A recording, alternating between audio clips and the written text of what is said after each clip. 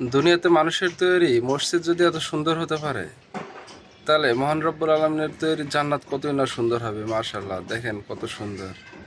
মাশাল্লাহ, দেখেন বন্ধুরা, এটা হলো জান্নাতুন বাকি কবরস্থান।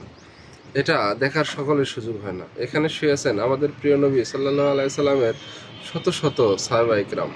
আসসালামু আলাইকুম প্রিয় বন্ধুরা। দেখেন, একটি সন্তান মাদ্রাসায় দেওয়ার কি গুণ, যাই ভিডিও না দেখলে আপনারা বুঝতে পারবেন না। ভিডিওটা শেষ পর্যন্ত কন্টিনিউ করে যান, বুঝতে পারবেন। দেখেন, এই ট্রাকটি পানির ভিতরে ফেসে গেছে। কত মানুষ দাঁড়ায় আছে, কিন্তু কেউ এই ট্রাকটিকে ধাক্কা দিয়ে উঠাই দেওয়ার জন্য আসলো না। এই মাদ্রাসার হুজুর আর এই ছাত্ররাই চলে আসলো। এই পানির ভিতরে, হাঁটু পানির ভিতরে তারা ট্রাকটিকে ধাক্কা দিয়ে উঠাই দিতেছে।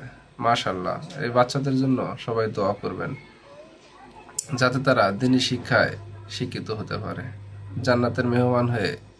এই অটো ড্রাইভার তার অটোটাকে তাল গাছে উঠাতে হয় 132 মিলিয়ন মানুষ দেখেছে, আর 5 লাখ মানুষের শেয়ার করেছে। দেখি এই ছোট বাচ্চাটা কোরআনের হাফেজা হয়েছে, তাকে কয়জন মানুষের শেয়ার করে। আসসালামু আলাইকুম প্রিয় বন্ধুরা। দেখেন, একজন নামাজি ব্যক্তির সাথে কি দুর্ব্যবহারটাই করা হলো। আমরা চাই যে আল্লাহ যেন এমন সন্তান কারো ঘরে না দেয়। আল্লাহ আমাদের সবাইকে হেদায়েত দান করুক, আর এই ভাইদেরকে আল্লাহ হেদায়েত দিক। আমরা এই দোয়াই করবো সবার কাছে, ইনশাআল্লাহ। এই ভিডিও দেখার পরে আমার কোনো অভিযোগ নাই। তুমি তো সুস্থ মানুষ, তোমার এত কিছুর অভিযোগ? তুমি চাইলেই অনেক কিছু করতে পারো। আসসালামু আলাইকুম প্রিয় বন্ধুরা। দেখেন, এই ভাইটি যখন বোতলটা ফালিয়ে দিল আর ফেটে গেল, তখন প্রায় 70 মিলিয়ন মানুষ এই ভিডিওটা দেখে ফেলেছে। কিন্তু এই বোনটি এত কষ্ট করে সুই সুতা দিয়ে কোরআন শরীফ লিখলো, এই ভিডিওটা কেউ দেখলো না। আফসোস, ভালো জিনিস কেউ। আসসালামু আলাইকুম প্রিয় বন্ধুরা। দেখেন, শিক্ষিত দেশের শিক্ষিত পুলিশ, একজন আসামি তার সন্তানের প্রতি ভালোবাসা যাতে কোনোভাবেই ক্ষুণ্ণ না হয়, তার জন্য দেখেন কি কাজটি করলো।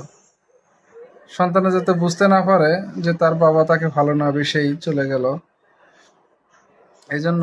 আর আমার দেশের পুলিশ হলে কি করতো এটা আপনারা ভালোভাবেই জানেন, যে ভালোবাসা কোথায় সরাইয়া দিত। আমরা চাই যে প্রত্যেকটা দেশেই এমন পুলিশ সদস্য হোক। আসসালামু আলাইকুম প্রিয় বন্ধুরা।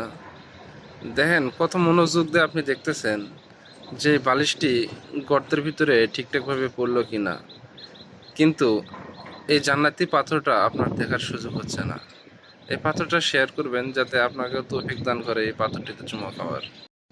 এক বোন উমরা করতে গেছিল, যা সিকিউরিটির কাছে বললো, আমি কাবা ঘরের নিচের এই অংশটা সাফা করতে পারি। সিকিউরিটি বললো, জি আপনি অবশ্যই সাফা করতে পারেন। দেখেন বোনটির ভাগ্য কত ভালো, কাবা ঘর সাফা। মানুষ তার শখের বাড়িতে ডিজাইন করে শোপিস রাখার জন্য, আর এই ভাইটি কত সুন্দর একটা ডিজাইন করছে কোরআন শরীফ রাখার জন্য। সবাই কমেন্টে আলহামদুলিল্লাহ লিখবেন।